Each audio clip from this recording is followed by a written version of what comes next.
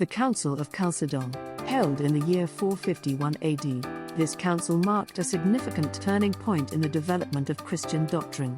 The Council of Chalcedon was convened to address critical, theological disputes that were causing division within the Church.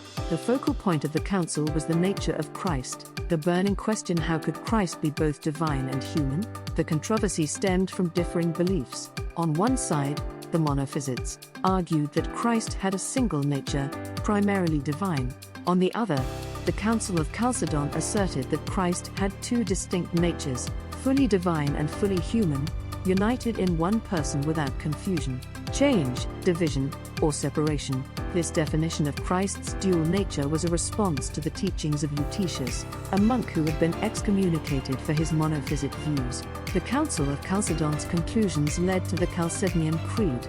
This creed affirmed the coexistence of Christ's two natures, and became a cornerstone of Orthodox and Western Christian theology.